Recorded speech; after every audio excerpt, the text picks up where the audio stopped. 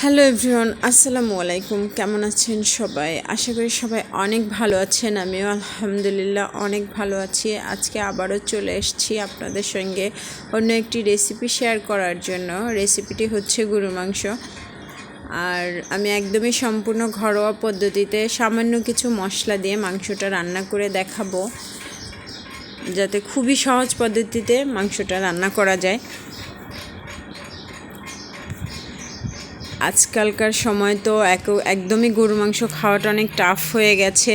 তার কারণ গরুর মাংসের দামটা বাড়তে বাড়তে এমন একটা পর্যায়ে চলে গেছে যে এখন সাধারণ মধ্যবিত্ত যারা আছে তাদের জন্যই কষ্টকর হয়ে যাচ্ছে গরুর মাংস খাওয়াটা। চলুন দেখাচ্ছি কিভাবে রান্না করছি গরুর মাংস।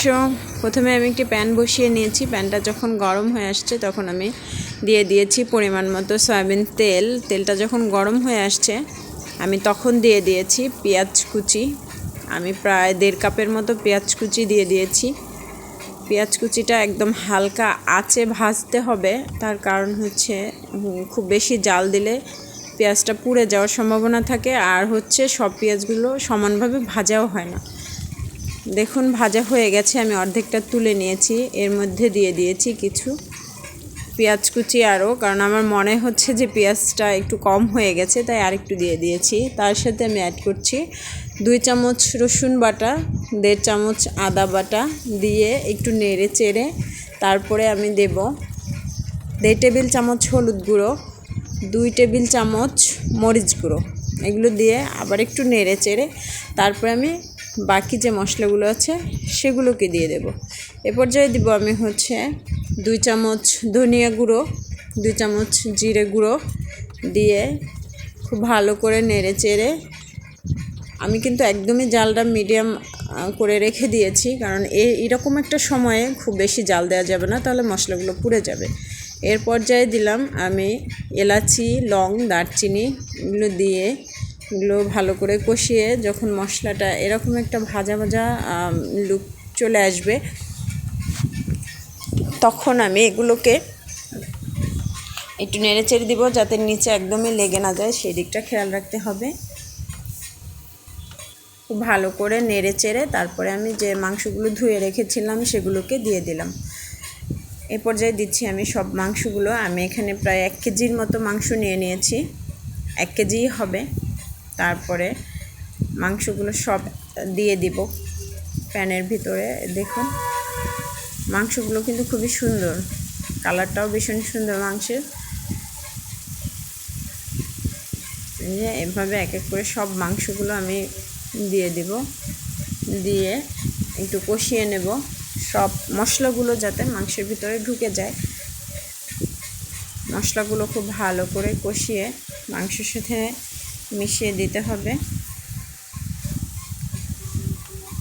দেখুন এভাবে উল্টে উল্টে সবগুলো মাংস একের সাথে সব মিশিয়ে দিতে হবে। দিয়ে সম্পূর্ণ মাংসটাকে ভালো করে কষাতে হবে। এভাবে ভালো করে মাংসটা কষিয়ে নিয়ে আমি মাংসটাকে একটু আমি লবণ দিতে ভুলে গিয়েছিলাম। শুরুর দিকেও কেউ লবণটা দিতে পারেন, আবার এরকম একটা পর্যায়েও দিতে পারেন। আমি শুরুর দিকেও দিতাম, কারণ হচ্ছে আমি ভুলে গেছি, তাই দিতে পারিনি। এখন দিয়ে দিলাম। দেখুন লবণ দিয়ে একটু ভালো করে কষিয়ে আমি ঢাকনা দিয়ে রাখবো মাংসটা, যাতে একটু সফট হয়ে আসে। এভাবে ঢাকনা দিয়ে বেশ অনেক সময় আমি কষিয়ে নেব। বেশি একটা ঝোল দিব না, এভাবে অল্প আছে, এভাবে যে মাংসের ভিতর থেকে যে ঝোলটা বেরিয়ে আসছে সেই ঝোলটা দিয়েই আমি মাংসটাকে খুব ভালো করে কষিয়ে নেব। অনেকটা সময় নিয়ে মাংসটাকে কষিয়ে এভাবে ঢাকনা দিয়ে দিয়ে বেশ কয়েকবার মাংসটাকে কষিয়ে নিয়েছি। দেখুন আস্তে আস্তে মাংসটা কতটা সফট হয়ে যাচ্ছে। এভাবে কষিয়ে নিলে আপনার মাংসটা সেদ্ধ করার জন্য খুব বেশি ঝোল দিতে হবে না, বেশি ঝোল দিয়েও জাল করতে হবে না। পরিমাণ মতো ঝোল দিয়ে আপনি জাল করে নিতে পারবেন, তাতে দেখবেন মাংসটা খুব সফট হয়ে গেছে। আর এভাবে ঢাকনা দিয়ে দিয়ে কষালে মাংসের ভিতরে সম্পূর্ণ মশলাগুলো খুব সুন্দর করে ঢুকে যায়, খেতেও বেশ ভালো সুন্দর টেস্ট হয়। এভাবে মাংসগুলো কষাতে কষাতেই দেখুন মাংসগুলো কেমন সেদ্ধর পর্যায়ে চলে আসছে। এভাবে কিন্তু আমি অনেকবার কষিয়ে নিয়েছি ঢাকনা দিয়ে। দেখুন এরকম একটা পর্যায়ে চলে আসলে তখন আমি মাংসের ভিতরে কিন্তু ঝোল দিয়ে দেব। পরিমাণ মতো ঝোল দিলেই হয়ে যাবে, খুব বেশি ঝোল দিয়ে এটাকে জাল করতে হবে না। দেখুন অল্প পরিমাণ ঝোলেই এটা হয়ে যাবে।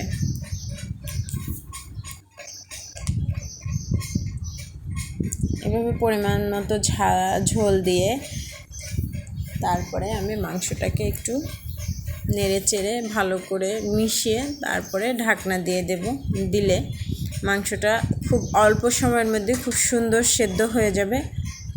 দেখুন মাংসটা প্রায় হয়ে আসছে, একদম সফট হয়ে সেদ্ধ হয়ে গেছে মাংসটা, আমি চেক করে দেখেছি।